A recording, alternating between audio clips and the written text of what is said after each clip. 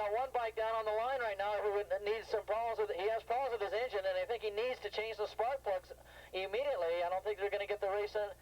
I think the race is going to start without him. It's bike number 420. Bike number 420 has run into a problem down there on the grid.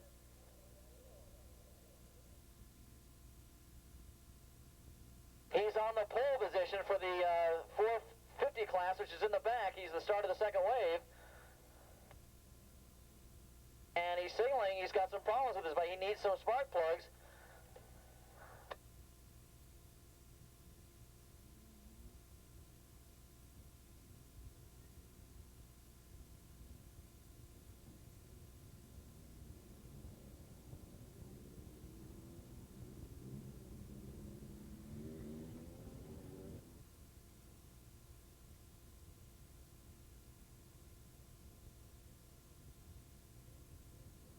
Okay, we're underway with the 600 modified production class, and Cordillo gets a good start, but it looks like Roloff's going to lead him into turn number 1.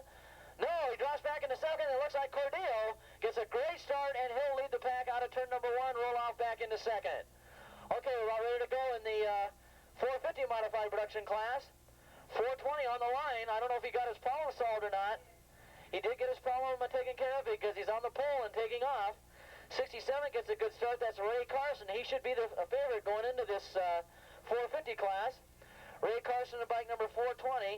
John Hill. Those will be the riders to watch for in that 400 class. The 600 modified production bikes going up the hill right now.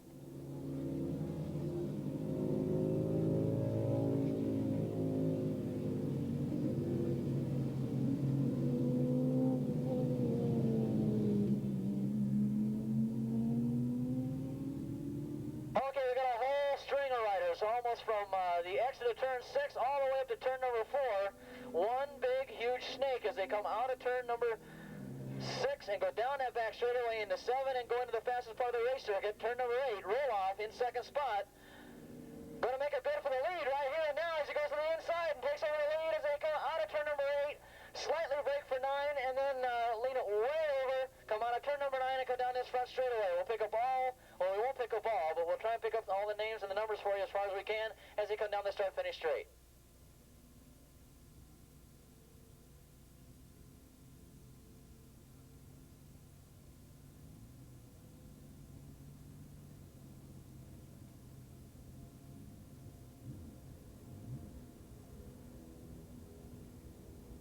Okay, coming out in front was bike number 58. That was Earl the Pearl Roloff in running in front. In second spot, bike number 452. A good ride by Steve Persing. In third spot was bike number 170. That's your ARRA champion Nigel Gale, the English transplanted rider running in third spot. In fourth spot was your AFM champion. That's Walter Nito running in fourth. In fifth spot, bike number 350. And that was Tom Aguino, an excellent ride by Tom Aguino up here in a very talented field, running up there in fifth spot. In sixth spot, bike number 217, that was Brett Reichard, and in time, it was Roloff. Roloff.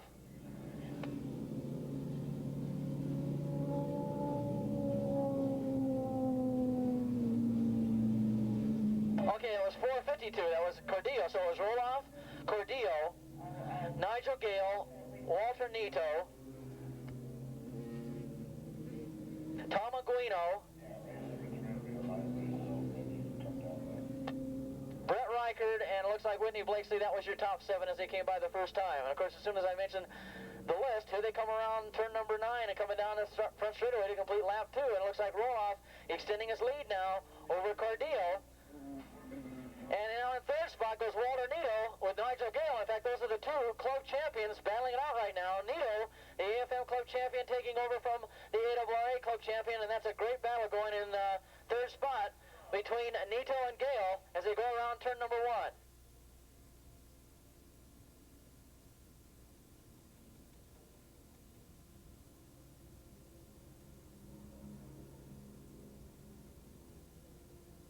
Okay, looks like Whitney Blakesley now has gone from 7th spot, and he's gone up into 6th spot. Oh, that's right. Brett Riker now has been regulated back to 7th spot.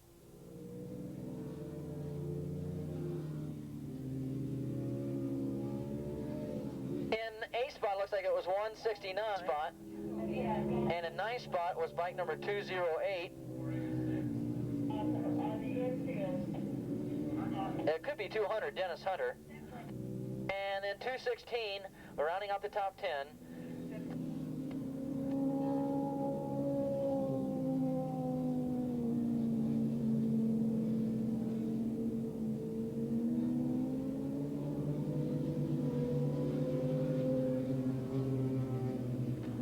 Okay, we got you down to the top 10 this time, and it's awfully difficult with all these riders in here. And of course, we can't possibly pick up 450 modified production. We'll try it this time around, but it looks like Roloff starting now to open up about a second lead over Cordillo. And of course, Cordillo holding off the two club champions, Nito and Gale, as they go by the start-finish line. There's your top four.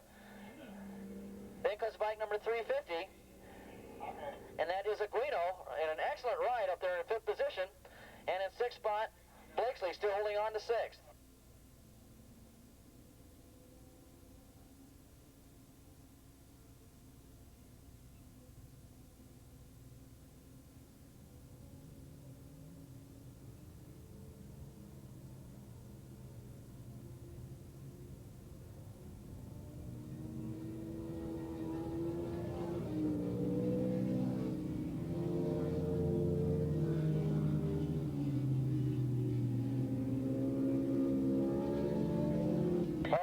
Up 450, but it's just virtually almost impossible. We know that we see them battling in the back of the 600 bikes. We see John Hall up in there, and of course Ray Carson. And it could be Steve Fleming also up there in that pack in the 450 class. But we're looking for our overall leader right now, and it looks like Roloff just ever so slightly inching it out over Cordillo. Cordillo, of course, not winning any class championships yet, but a great future for this club rider. And right now, he's following a multi-class champion and a former AFM #1 rider down the front straightaway, and he's holding off the two current club champions running in third and fourth. So an excellent job by the second place runner right now, Steve Cordillo.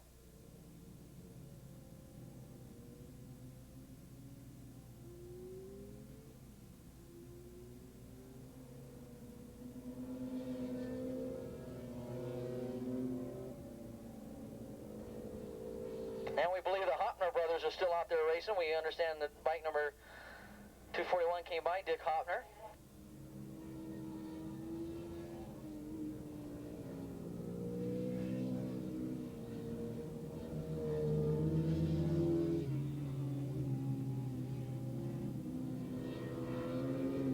Bikes up to the pre-grid, please.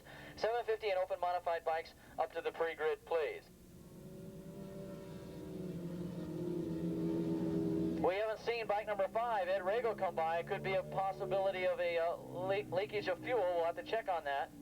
But we haven't seen Ed Rago, one of the favorites, has not come by. Our starter, John Rowley, giving him the halfway signal. As we look for Roloff to come around the front straightaway, and he's already lapping the riders, slower riders now as he swings out of turn number 9. Look for bike number 58 out in front. The San Diego rider sponsored by Seaweed Kawasaki and Roloff Yamaha coming down the start-finish straight. Roloff leading in second spot. Steve Cordillo crossing the start-finish line.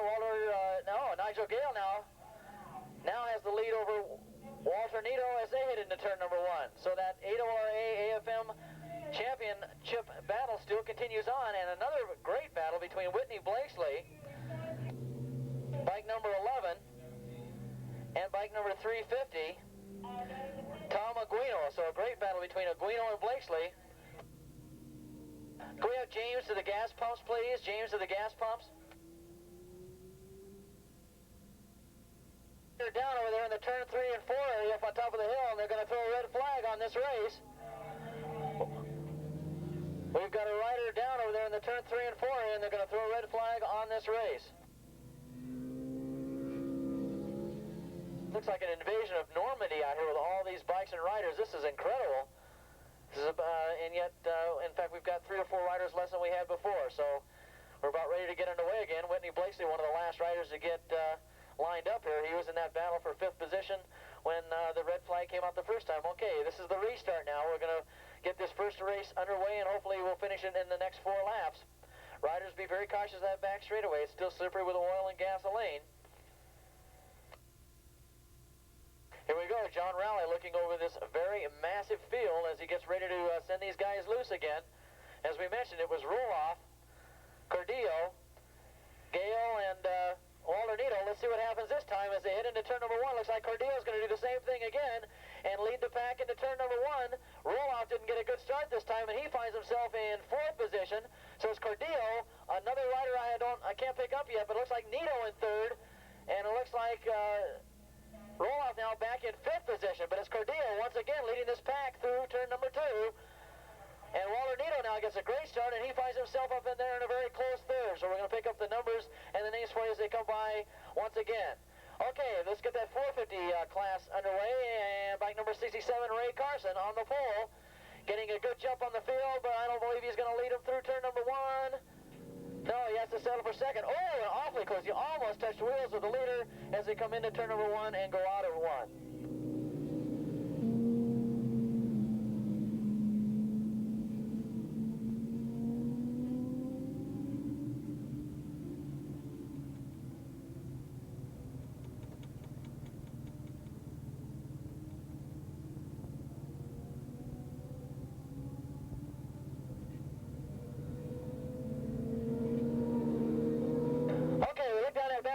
Looks like Cordillo still holding on to the lead, and this time Roloff isn't going to pick him off as they hit around turn 8, and Cordillo's going to hold on to the lead as they come out of turn number 9. We'll pick up some of the numbers and names for you as they come down.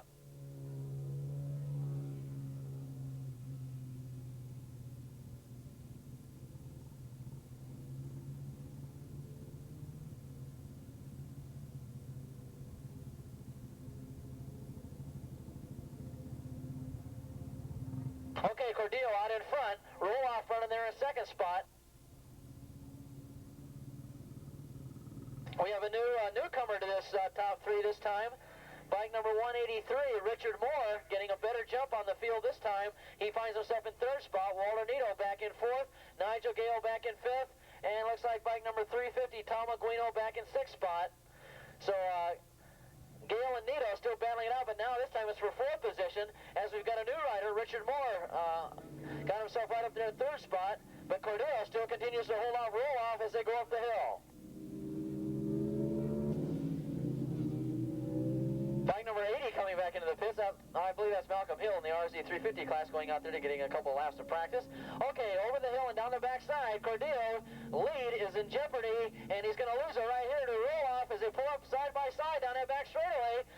Oh, Roloff got to the inside, and Cordillo shut the door on him as they head around turn number 8, the fastest part of the race circuit. And this time Roloff goes to the inside and takes over the lead from Cordillo.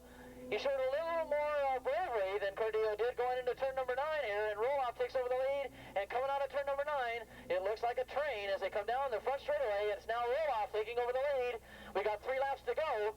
Roloff, Cordillo, Walter-Nito in 3rd now, Richard Moore in 4th, Nigel Gale in 5th, Tom Aguino in 6th spot.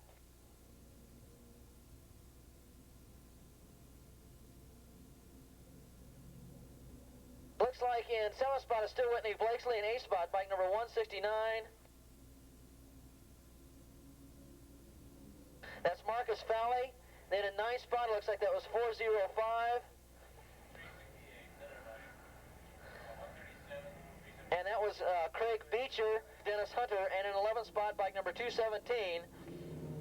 And that was Brett Reichert. And of course, Brett Reichert, that red flag hurts him because he was running way up there in the top 10 before the red flag before. Only took him a lap longer to do it. He's out front again and starting to motor away just a little bit from Cordillo. Cordillo still holding down 2nd spot.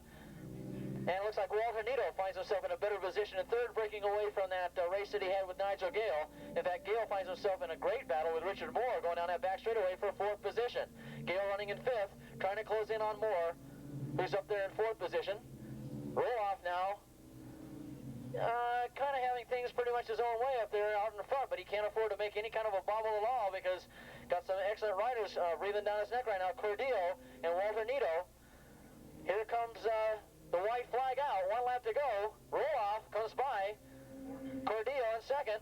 Walter Nito in third. Richard Moore looks around to see Nigel Gale. That might have been a mistake because Gale now picked up a couple of feet on him and is right on his rear wheel. And they go side by side into turn number one. Moore just barely holds off Gale. So turning around and looking to see where Gale was might be a mistake that he'll regret later on the last lap.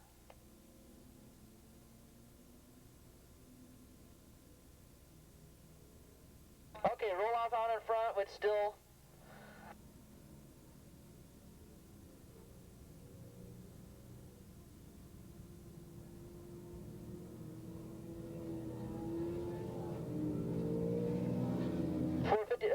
Cordillo running in second spot. We got Roloff in first, Cordillo in second, Nito in third, and that battle between Moore and Gale for fourth spot. And it looks like Cordillo already has himself settled in for second, and Nito, there's not much he can do in third. Fourth place has not been settled yet.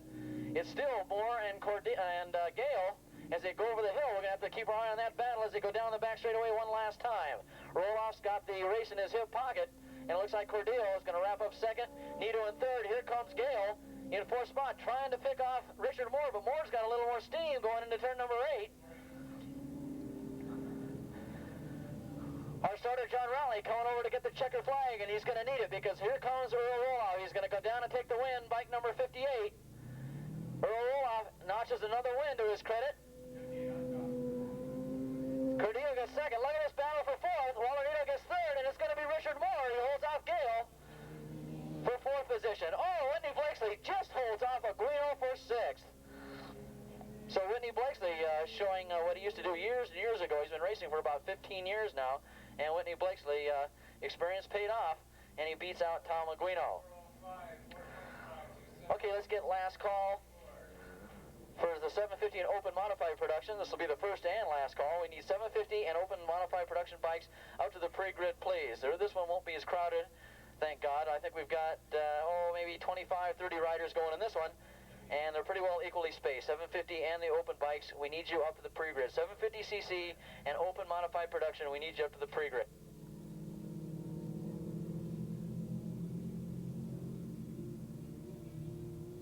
They can run the two classes.